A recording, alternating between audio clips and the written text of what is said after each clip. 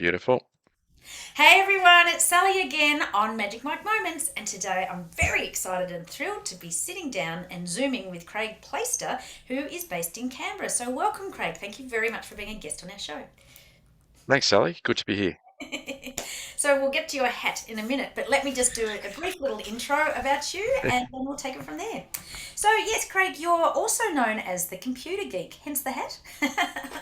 And you've been working in the IT industry, firstly as a programmer, and then for nearly 30 years as a computer engineer and technician. So you've worked in Hobart, Melbourne, Sydney, London, and Canberra in a variety of roles, both in the government and private sector. But back in 2012, so that's like 10 years ago, you Yeah, literally July 2012. Yeah. July 2012, so just over 10 years ago, you literally got sick of all the office politics, don't blame you, blame shifting and backstabbing, and started Craig the Computer Geek. Having pretty much no business experience at the time, you just wanted to be able to help people with computer problems because even in your previous life as a programmer, people were always coming up to you and saying, "Hey Craig, can you fix my computer?"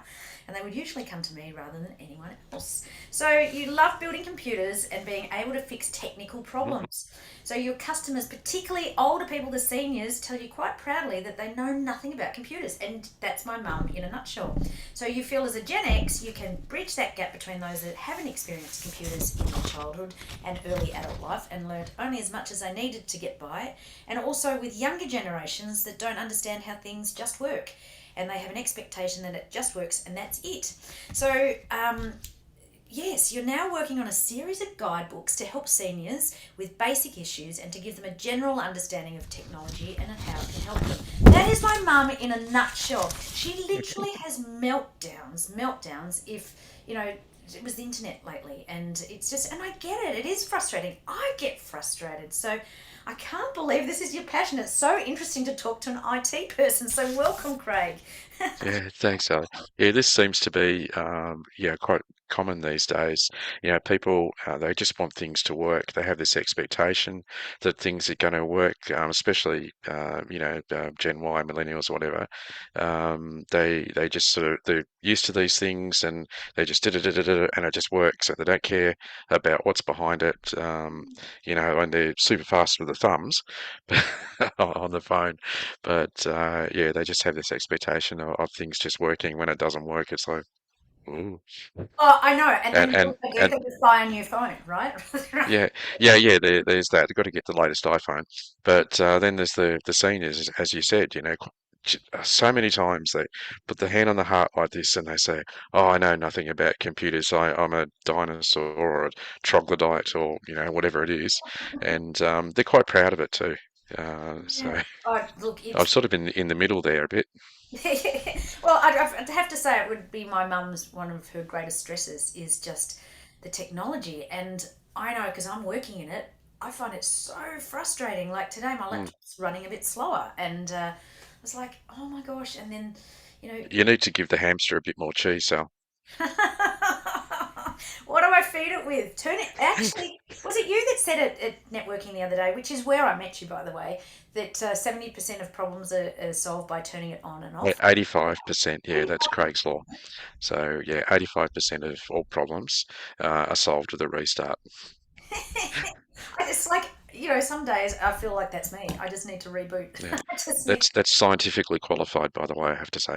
Yeah, yeah, right. Well, why don't you share with us a little bit about your journey? Because interesting story, and this is why I do this because I meet interesting people. Because everyone's got a story, and of a bit Yeah. about your journey and how you ended up to where you are today, and wearing that hat on your head. Yeah, sure. So I guess with computers, actually, when I was a kid, like about 6 years old, I went on my first airplane trip to Sydney. This is from Hobart, and I wanted to be a pilot. That was what I wanted to do. I even got to go out the cockpit, that sort of thing. And I was sort of all keen to do that until grade 9, when they brought a computer. When I say it was a computer, not actually a computer, it's a computer terminal. So this tiny little VDU, they call it, visual display unit, and a sort of a line printer thing that every time you type something out, it would just spit out reams and reams and reams of paper. Was this in the Um, 80s? Or when was this? this, or year 9, so this is like the or 19. I'm giving away my age here, but very early 80s. So Right, right, right. um, Because I remember the reams and reams of paper, right? Reams and reams of yeah, it. Yeah. that's what I remember, and I remember my cousin. They got this computer game system, and it was basically Pong. You know table tennis thing where you had the little line sort of on each side, and you had to dong the ball My kids across, play and beer that's sort pong, of right? So that's how I and got the video games. I spent put so many 20-cent coins in those video games playing Donkey Kong and uh, must be the same. Galaga and all that sort of stuff. So Yeah, I did actually. The reason I wanted to be a programmer was I wanted to write computer games because I love playing computer games. So I yeah. wanted to write computer games. Um, I did start with programming. I had my first real job in IT in the late 80s, doing some software programming for a small software company in Hobart. But then there was the pilot strike in 1989, which obviously affected Tassie quite significantly. So my boss said to me, he gave me some contacts and said, "Hey, Craig, why don't you go off to Melbourne if you want to continue with your IT career?" And of course I did. So I flew over to Melbourne and strapped to the fuselage of a Hercules jet. And I went over to Melbourne and sort of went up and down St Kilda Road in Melbourne with all the IT recruitment agencies. Got myself a job, and a month to the day, loaded up my Tirana as full as I could. What With colour my was it? my ex-wife, and we went over on the boat, and I drove over to Melbourne, stayed with her sister for a little while until we found our own place. But that's how I started. Sort of really in computing. Had my first taste of networking because it was very early days. Then with the networking, doing programming. I remember for telecom as it was then, Telstra now. Yeah, doing some programming on their property management system, and they sent me pretty much all around Australia implementing that. So that was a lot of fun. But that was when the first time when, people in the workplace are always coming up to me and saying, "Craig, can you please fix my computer?" And I'd leave the coding for a little while and sort of go ahead and do that because I enjoyed it a lot more. And at the, I guess probably the mid '90s, I really, really got sick of inheriting other people's code and trying to sort of, I call it spaghetti code because it sort of all sort of goes everywhere and it's not documented and that sort of stuff. So trying to actually reverse engineer it to find out what it's actually supposed to do. And it's like, no, no, I can't. Yeah, yeah, yeah, exactly. The worst type of nightmare to think it's just That's why I've got no hair, Sally. So. drove you mad, right? Yeah, like so it's computer programming. That's all just the coding stuff. So it's just all these like matrix numbers and stuff like that. Is that right? Yeah, well, I mean, programming is a lot different now, with sort of the Windows and it's sort of all, object based and boom, boom, things you click on something here or whatever, or you move stuff around and it does something sort of in the background. But the days when I was programming, it was more procedural. So you'd have a statement like, if this condition, then do this, or while this condition is running, then do this until the condition doesn't satisfy it anymore and this sort of stuff. So you'd have to sort of run all that in the background and you'd have to really have, I guess, an analytical sort of thought process to be able to trace what's going on and to try and anticipate what things would actually happen when something would run. And then, those days you had to compile the program and computers weren't very fast then. So you'd make some changes, do all that, yeah, run the compile, and then maybe 20 minutes later, you then run it to see and if what you did actually fixed the problem and so on. So yeah, that's my early days of programming in the workplace, and yeah, still remember it fondly. But it was once more and more people are asking me to fix their computers, and I enjoyed that because you do something, you can fix it, you can see the end result sort of straight away or pretty much straight away, and it's not sort of like try this and try this and try this. So yeah, I find it, I enjoyed it much more, and you're actually sort of helping somebody who's in front of you, whereas when you're writing a program. you're sort of doing it and you're waiting to see the result, but you can't actually see or interact with the person that you're doing it for, if you get what I mean. Oh, absolutely. Like we're social beings, so being, helping someone, being in their energy space, right? And it's, as you say, Yeah. it's really satisfying because you're seeing the end result. But I just want to rewind back. What color was your Tirana? It was sky blue with a white roof and a three on the tree. It was. And those people, I don't know if you're familiar with Hobart. There was I think it's still there, the Baskerville racetrack, sort of just out of Hobart. Yeah. I remember taking it around there one time. That was a lot of fun. So that's actually the first time I've ever raced a car at sort of, any sort of decent speed. I was like about 20 years old. No, actually, no, I was older than that. Sorry, I was 20. Yeah, I would have been in my early 20s at the time. We Yeah. must be the same sort of vintage for sure. So, just rewinding back to the Tassie days. So, were Yeah. you were you doing IT with the airlines? Is that what you were doing No, originally? no, no, no, no. My first job there in IT, I did a little bit of public service work before that, and my first actual job was as a law clerk for the state law department. And there's a very famous trial. It sort of been about 1984. There was a very famous murder trial down in Hobart around this time about a guy. I won't don't want to go into too much details, but he chopped his wife up into little bits and flushed her down the toilet. So yeah, it wasn't real nice. But hey, Craig, welcome to your working life. But that was a bit weird. But yeah, once I got the into the computers, yeah, it was. That's really what I wanted to do. I just found the whole public service stuff and pen pushing and being micromanaged and all that sort of stuff is just Oh, 100%. And you're such a people's person because, as I said, I met you through networking and and I can get it and I can see how you've morphed now into wanting to help the seniors and it's really yeah. rewarding and satisfying and that sort of stuff. Like, that's super cool. And yeah, have you got any kids? I have two kids. They're in Hobart with their mum. So my son is nearly 30 and my daughter is 20. Oh, yeah, wow, fantastic. Oh, just, are they into computers? Or do they go, Dad, Uh, my computer? yeah, no, my daughter, she's into dancing as well, but different style to me. Yeah. She likes hip hop and lyrical and that sort of stuff. I like watching it, but yeah, not sort of my thing to do.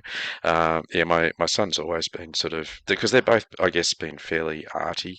Not sure where that came from, but yeah, my son's like into drama and all that sort of stuff, and he actually wanted to do some graphics, on programming, so doing graphic design and Yeah. stuff like that. But yeah, I think he's still working on getting involved in doing that sort of stuff. Yeah. Yeah. So you've got an interest in dance yourself? Yeah, I do Latin dancing, so most people would have heard of salsa, but Yeah. I also like Yeah.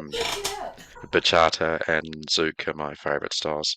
Bachata is from the Dominican Republic, and it's quite um, I guess the sound of it is like the bongos and guitars, and there's another sort of instrument which is sort of like a metallic sort of thing. You remember the old sort of bush sort of thing with the Yeah. bottle caps, and that it's sort of it's that sort of sound.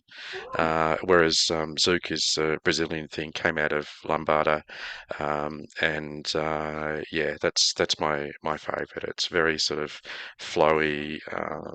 So you've got good Type of, moves, of dance right? with the R&B style, I guess, music that goes with it. So Oh, yeah, there's that's my some fun facts I social didn't know outlet. about you, Craig. Wow. So you're quite flexy, like you've got the I grip. am not flexible at all, Sally. Really? Uh, I was actually surprised that I could do it, but when I first started, I was a lot fitter than I am now. I'd actually got myself fit, and with COVID and everything else, sort of gone Yeah. back Got the a way. bit how I was. But I was doing a lot of running and swimming and cycling Right.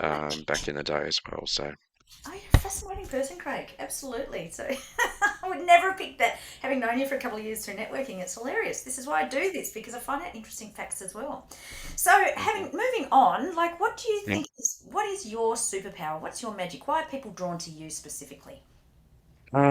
I guess because I've been told that I'm a good listener. I can I guess listen and analyze stuff. I know I don't know everything, but I know how to think, and I know if I don't know something, I know how to find out how to fix something, and I can work through. Um, okay, this doesn't work, well, then we need to try this, and I know what sort of steps to take, and to be able to nut it through. So I've been told that I'm very patient and persevering. Patient and persevering. You would have to be. I mean, goodness me, I take my hat off to you because technology just does me in. So basically, you're a problem solver as well. Yeah, So you get to the bottom of yeah. what's going on. You just go, oh, I don't know, too hard. And that's the thing. I ask people, oh, what's going on here? I don't know. I've got no idea. I think everybody needs to have a computer person up their sleeve. So yeah. So yeah, I would say that too. Having known you just these short few years, patient and. A good listener and a problem solver for sure because you're always helpful at our networking events like Thank help you. Lauren the other day at H&P. It's great. So having talked about the issues with computers and things, what is the biggest issue you think facing your clients?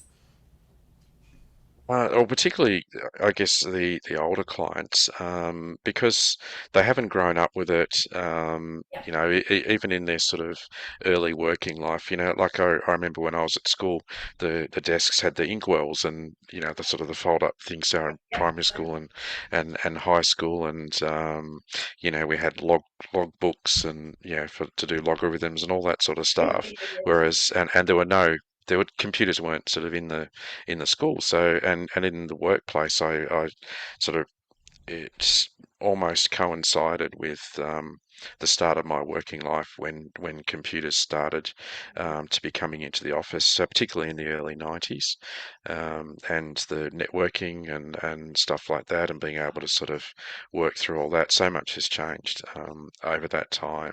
The technology has increased, and I guess a lot of people would remember the Y2K stuff and all that Yeah, yeah. thing where there was because storage was at such a premium because of the expense of it and the limitations of technology. People just didn't know what was going to happen, whether planes were going to fall out of the sky or not. Exactly. But There was so yeah, I much, mean, wasn't there? Mm. yeah, there was so much remedial work done, of course, but nobody will really know for sure what might have happened if that hadn't have been done. So at least now we've been able to, when I say we, I say as a society, we've been able to overcome that, and that sort of thing's not going to be an issue now. One of the things that people probably don't realise, most people have heard of an IP address and know what that is, but most people don't know there's not, for all the devices in the world, there's not enough IP addresses to go around. So there's a little bit of fancy. This is why they're trying to bring in the newer version, but there's some fancy sort of stuff that goes on to get around that problem. I'm not going to go into it now, but No doubt.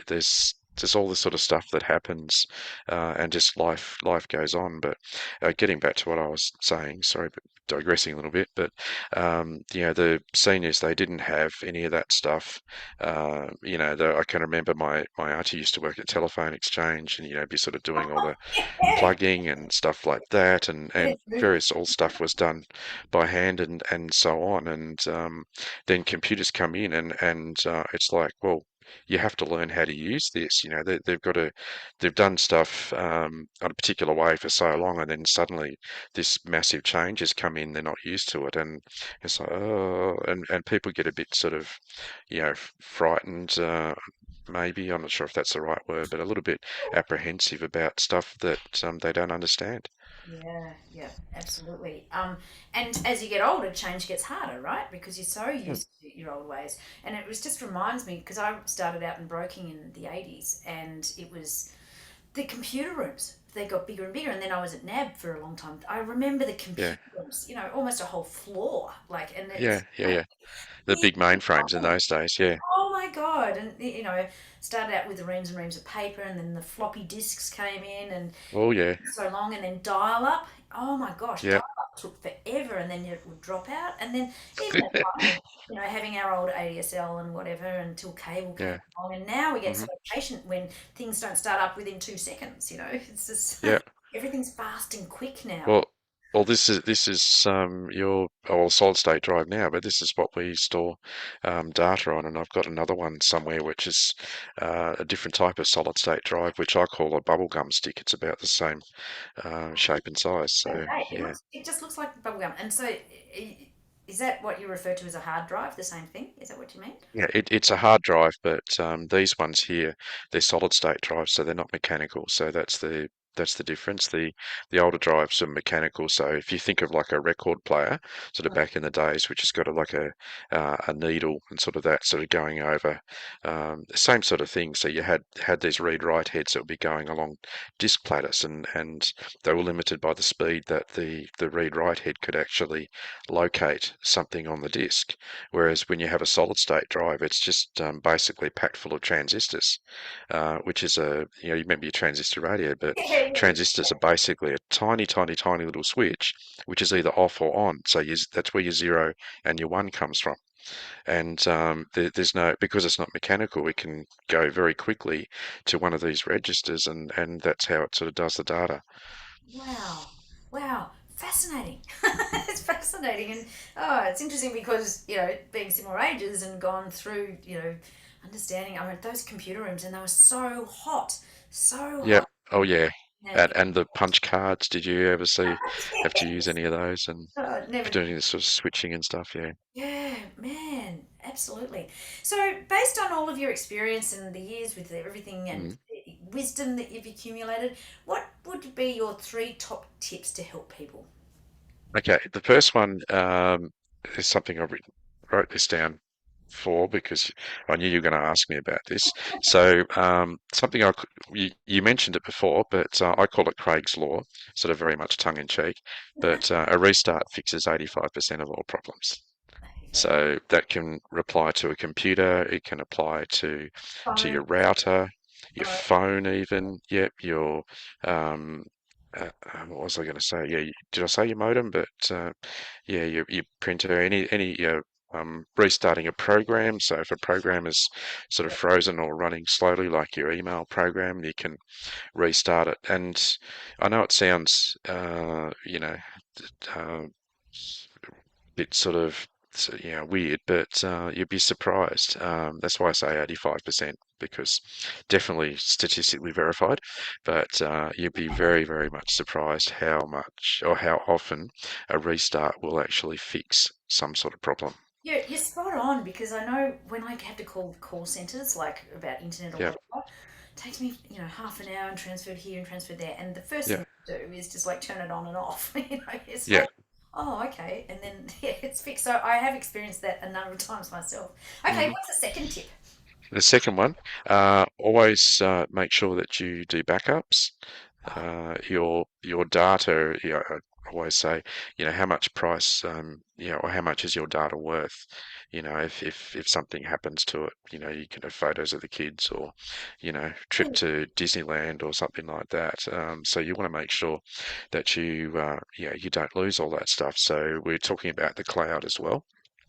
It sort of goes a little bit hand in hand. So when I'm talking about the cloud, I'm not talking about that white fluffy stuff in the sky.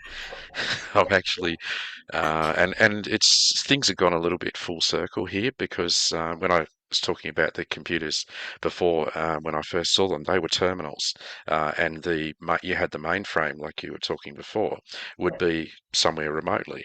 yeah. Now this is basically what cloud is, but it's not a mainframe. It's mostly just banks of storage and all sorts of stuff in a data center with fire systems, security guards, and backups, and redundant power supplies and fans and air conditioning and all that other sort of stuff.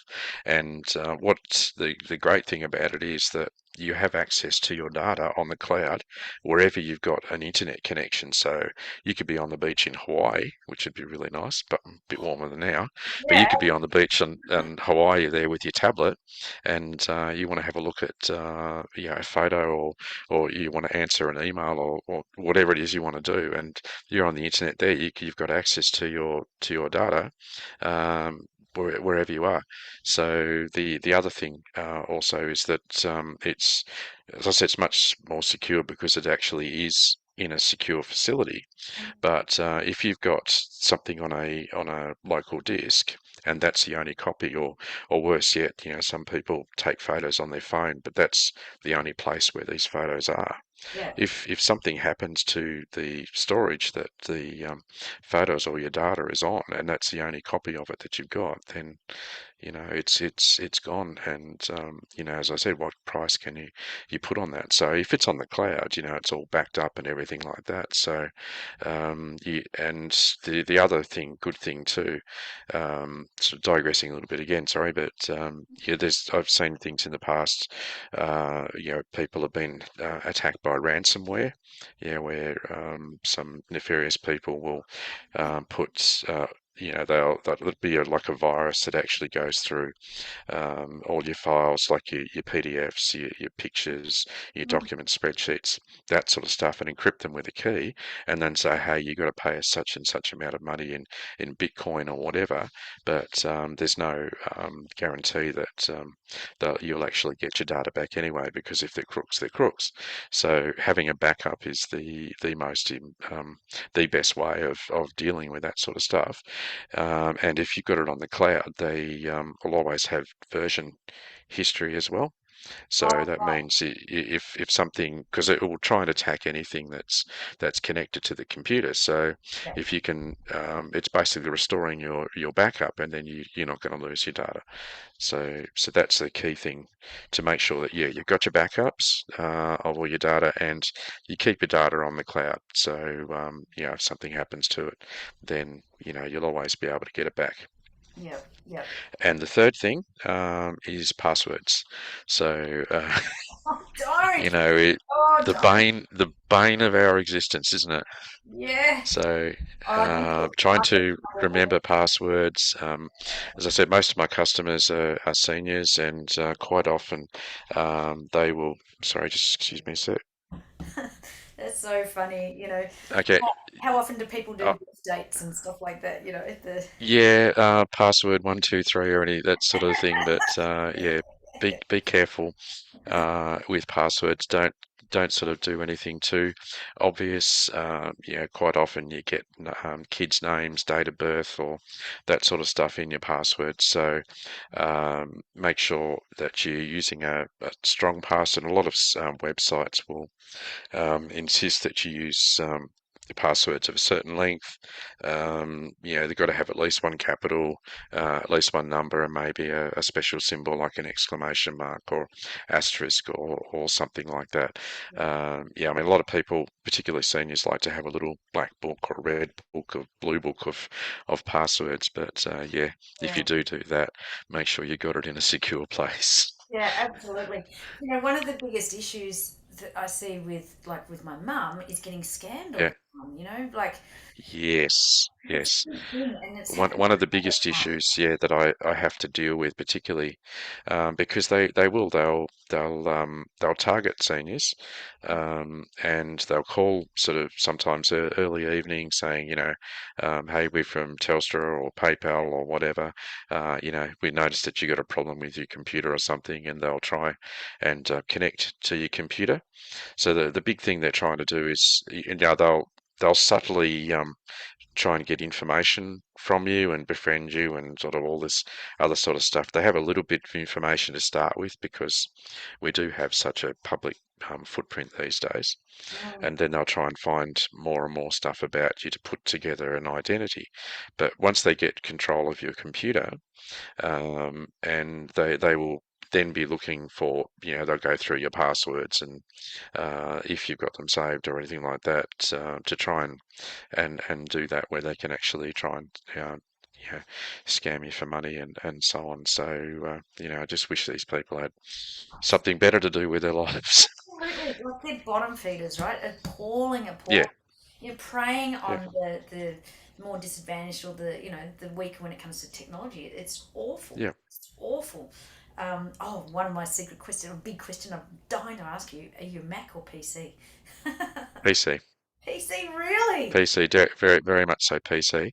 But that being said, probably 5% of my customers or thereabouts, certainly less than 10% of my customers are Macs, and Really? it means that I have to deal with them, know sort of know how to fix them and so on. I mean, but these days I'm not saying they're sort of merging together so much, but with the advent of cloud and accessing your data over a browser, then the platform that you're connecting to then becomes irrelevant. Yeah, yeah. I've noticed because my ex-husband was very much into Mac, and that was back in the early 90s, so I've always been a Mac user, and they were the minority, and now my kids are all Mac. And oh, no, not all of them actually, so because I've got four, and Yeah, one's particularly in computers, and he's not a Mac. He's the gamer and right into his yeah. computers. And the it's coming bigger now, the sort of hard drive things that they have with all the games, and now they have lights and bells and whistles and everything that go off. It's crazy. And Oh yeah, some of the new because I like to build computers and stuff like that. Yeah, and a lot of these gaming rigs these days, yeah, they have all the fancy lights and oh, all sorts of stuff, and it looks really cool. But yeah, I don't get time to play games anymore. I Oh, used to, really? but Oh, well, this is don't how it get all time anymore. started. Was your love for games, right? So Donkey Kong and whatever back. Yeah, well, that was the video games, but I remember back in the early days of computing, and some of your listeners, particularly sort of Gen Xers, would remember King's Quest and Space Quest and some of those sort of adventure type games, Zork and Oh yeah, stuff like that. Yeah, I just really love that sort of stuff because I liked it's not just going around shooting up people. There's probably a place for these sort of games, but I loved it where you actually had to nut things out and um, use a bit of deduction power to work out how problem to solving, proceed right? through the game. So that's why I like them. You a chess player? I haven't played chess for a while, but yeah, A chess could player. still play a bit. Yeah, because I saw somewhere on the news or something about it's all online now. It was international, and then someone was scamming or doing something, and but now. Yes, yeah, we probably won't go into what they were doing or alleged to be doing to cheat, but yes, I did hear about that. Yeah, yeah. So that leads on to my next question anyway. How over the time, and you've Mm. morphed, transitioned, and transformed, and into what you're doing now, particularly working with the seniors. What have you let go of? How have you stepped up, and how have you become more of yourself? Um, yeah, it's a bit of a tricky one, but yeah, I guess as you go on, like the the gaming side of things, used to love that.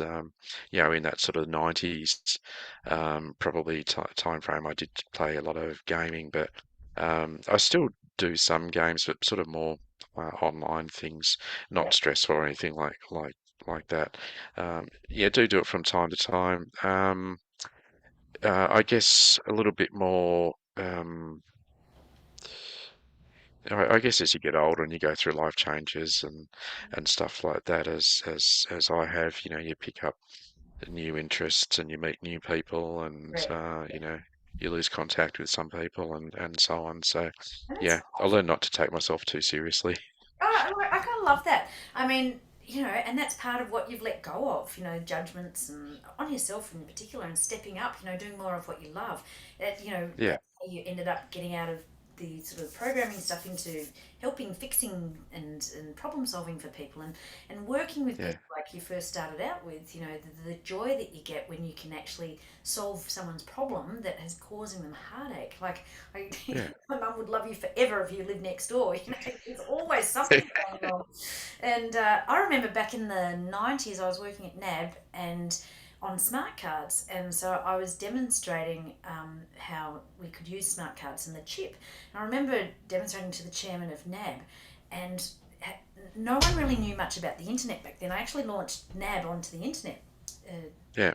And so anyway, the chairman's picked up the mouse and he's put it up on the screen. So how does this work? So I was a little demo room where I took people and demonstrated how technology was changing and the internet and what the internet was about, and then how smart cards can be utilized in it. So I mean that's in what, 30 years or something. It's turned around on its head really with technology. You've actually reminded me of that episode on The Office, with Jen. Hey Jen, this is the internet, and that the box that they sort of put in front of it. Do you remember that one? No, no. You haven't seen it? Yeah, yeah, do yourselves a favor. Watch The Office. That episode is just so funny. They had this because she had to do a presentation to the people in the company about the internet, and they were all sort of she's so gobsmacked about this how the internet could be in this tiny little box, and she's asking, "There's no wires." And they go, "Oh, well, it's wireless." And yeah, it just reminded me of that. It's so hilarious, when it's sort of this technology, and you're wondering how it's actually going to how to actually use it. So Oh, it was a yeah, fascinating time because I had this demo room and mainly mm, politicians were coming down because it was the latest greatest thing, and it yep, was launched, and all the four banks had bought into this group called Mondex, which was from the yeah, UK actually, and it was the first chip card. And over there they've been trialing in the UK and transport and all that sort of stuff. So it was mm, wild to think that people could have these cards with a chip on it, just yeah, yeah, yeah. this chip can do stuff, and then talking about it's going up into the internet and it's this cloud up here, and Well, this is even before the what do they call it again? The contactless. yeah, You just sort of wave it, with the NFC, and yeah, just chung, and then beep, and away you go. So that's even before those days. So yeah, a yeah, long time, touch and go, yeah, absolutely, and and now so you can do it with your phone. Yeah, absolutely. And so I just say you're just being more of yourself. Doing what you actually love it's because yeah, it just oozes out of you, Craig. You're just so laid back, and as you said, one of your key strengths is patience, right? And being a good listener. But that just oozes out, and not having known you 30 years ago, but I can just really feel how you have transitioned and really become the person that you are today, just really stepped up, being comfortable in your own skin, just really comfortable mm, with that. And, you're a surprise one with all the dancing in your back pocket there. Hilarious. So, as we're coming towards the end of our little convos today, but at the end of the day, what drives you? What gets you out of bed? What are you most passionate about?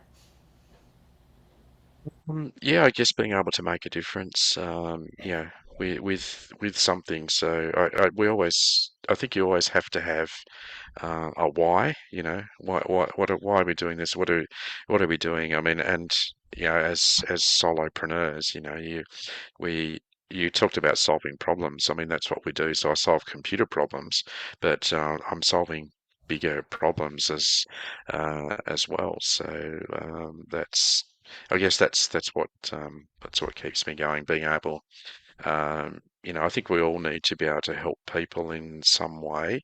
Yeah, There's I mean, some of us obviously, it's more of a thing and more of a passion than others, but I think everybody's got that to some sort of extent at least. We need to be able. You could have to find somewhere where you can contribute to help other people and to society. So I guess this is one. I guess the one thing in the workplace anyway that I guess I'm good at. So and I can use that to help people. yeah, it's just beautiful. You're just beautiful, and so that would lead into what sort of legacy would you like to leave at the end of the day? What sort of legacy? We talked about the guidebook and that sort of stuff. I guess that's probably something that I could leave as a legacy. I mean, yeah, I can help people, sort of. face to face, go to their house or their place of business, whatever, and fix stuff. But if I can do something like that, or I have a lot of resources on my website and so on, if I can do something like that that people can refer to, even at some stage down the track without actually having to ring me up and say, Craig, how do I do this? Or, Yeah. can you help me with that sort of thing. So I guess you can pay it forward a bit and then help other people beyond that too. You're such a giver. You can absolutely feel that. You emanate it. So, is it going to be an online guidebook or is it going to be a hard copy? I don't know, possibly both. I haven't actually ever published anything yet like that. I mean, I've done blog posts, but certainly online. Well, I'm a computer geek. It's got to be online. But You've got to get some online sort and of go to find your guidebook to find out how you can fix it, right? It's hilarious. yeah, yeah. I mean, it's not going to be War and Peace, I can tell you that. But something that's like a paperback, or sort of fairly, it doesn't need to be sort of big and everything, but something that people can refer to if they need to. I mean, some people like to have something tangible that they can pick up and just sort of read through. Ah, okay, that's how you do it. I should do that sort of thing. And Yeah, some people prefer to be able to do it off the computer. So you want to cater for both of those. yeah.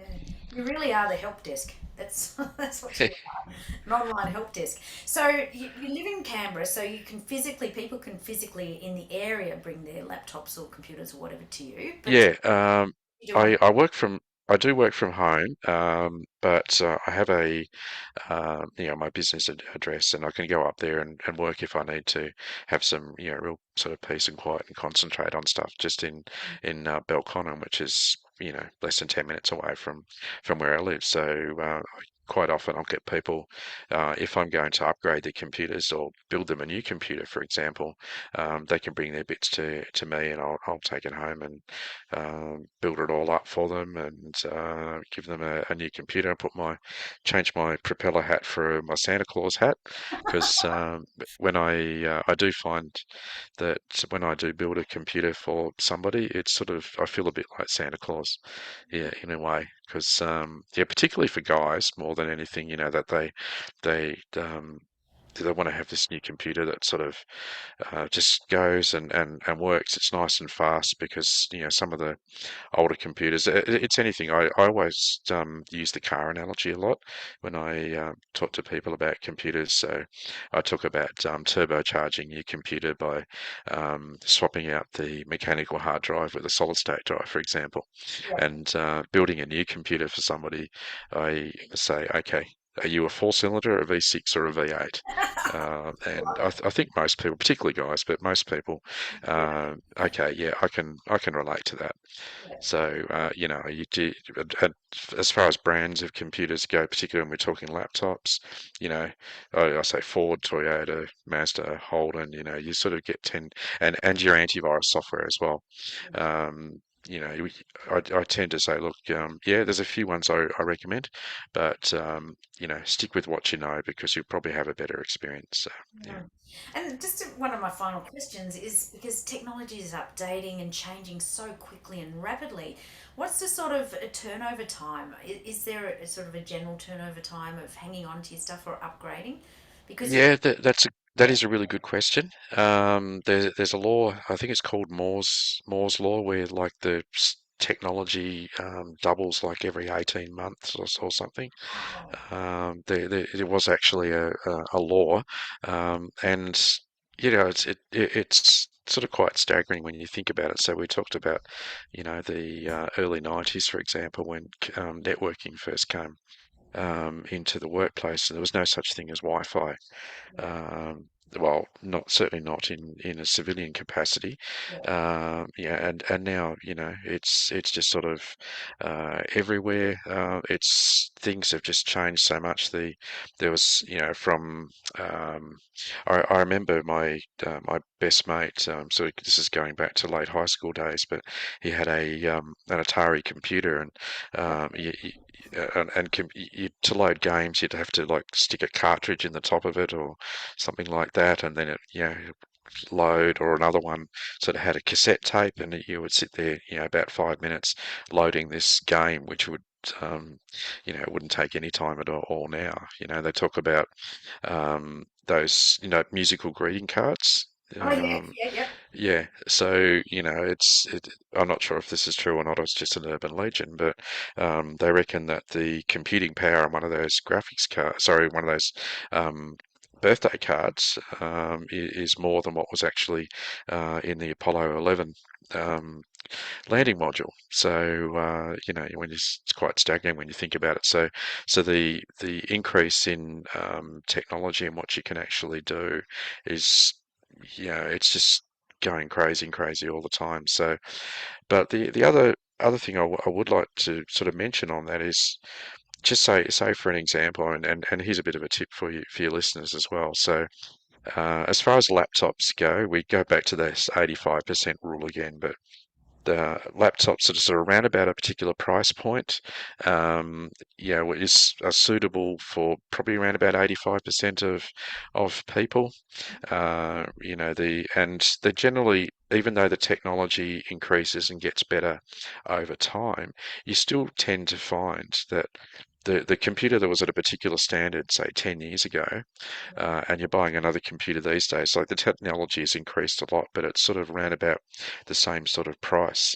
In today's dollars, then sometimes you might want something cheaper. Sometimes people need a bit more grunt in the computers or whatever. But at that sort of around about that price point, sort of suits about 85% of people, and just where it's sort of come from, we talked about you mentioned the floppy disk before, sort of Yeah.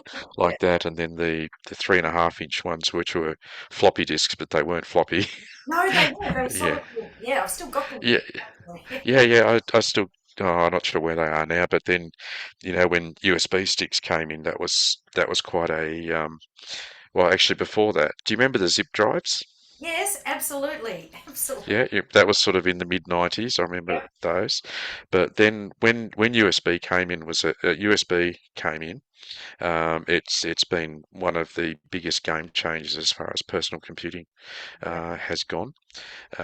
Because the other great thing with it is that, we talked about plug and play, which was sort of coming in, about 20 years ago, or whatever as well, where the idea was that you would plug something in, like, with USB, and it would set itself up and just do whatever it needed to do, and then it would just work. That was the idea. But there was none of that sort of before that. So USB has been a big standard increase. Then you went from the your floppy disk to USBs. You also had your CD-ROMs, and then you went to your DVD-ROMs, and then your Oh, Blu-ray. God, yeah, Uh, yeah, yeah. yeah, all that sort of stuff. So mechanical hard drives to solid-state drives.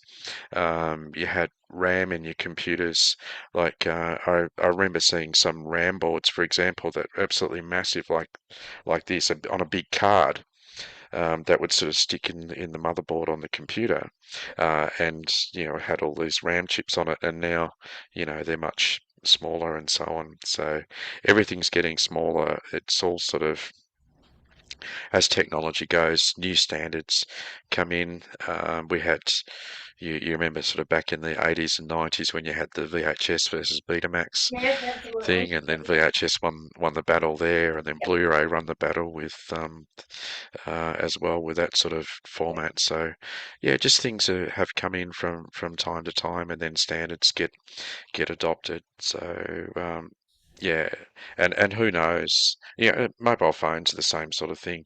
Oh, yeah. Um, I remember back in the mid '90s when I got my first brick.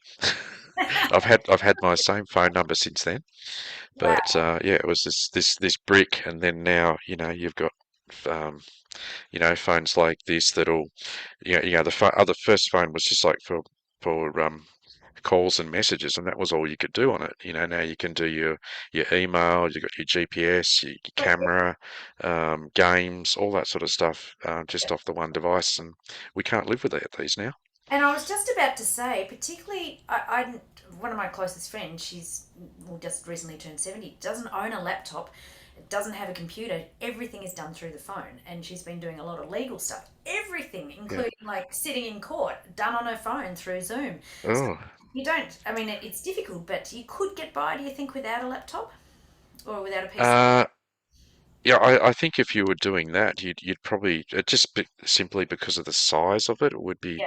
difficult to work and be able to type documents Oh, she and doesn't at stuff all. like that. And like my mum, she doesn't have a computer, but she does have an iPad. So that's Yeah. sort of the next Well, step. we all did it. We all did it back in the day, didn't we? So it's possible. It's just yeah, Oh, I don't mind I phone couldn't my do it. lifeline, but the only issue is with my eyesight getting worse. Excuse me. I've got it on the highest print that I can possibly get it, and I still can't read it. And my girlfriend and I, when we're working out, it's a Yeah. nightmare trying to like read our phones, and you can't get it any bigger. But it's amazing that you can carry around your own computer in your pocket, so to speak, or in your Yep. handbag. And so Yeah. you can always have access. It's part of the whole other discussion about the 24/7 world and all that sort of stuff, fast, Hmm. crazy world that we live in. But anyway, Craig, thank you so much for coming on today. I've really You're enjoyed welcome. this. Thanks for having me. But so if people want to get hold of you, I will put it in the chat when we post it. But Yeah. just website or what's the best way to contact you? I've got two. Well, F Facebook is yeah Okay, Facebook. Yep. through the phone number is probably the best way. Yep. So you can call me on there, but also through Facebook is also a very one of the best ways to get me. So through the website, yeah, there's a chat box that opens up, Okay. or my Facebook page. You can chat with me there as well. So Facebook under Craig Plaister or is it under Craig? Craig, no, Craig the Computer Geek. Craig. If you search for that on Facebook, you'll find me. I love that. That's fantastic. Alrighty, well, I will post that in. And once again, Craig, thank you so much for being a guest on Magic Mike Moments today. Completely loved the conversation. I wish you lived in Melbourne. You'd be my best mate down here, that's for sure. But yeah, Yeah, look forward to having a chat again in the future. So thank you and have a great weekend. awesome. Thanks, Sal, and thanks everybody for listening as well.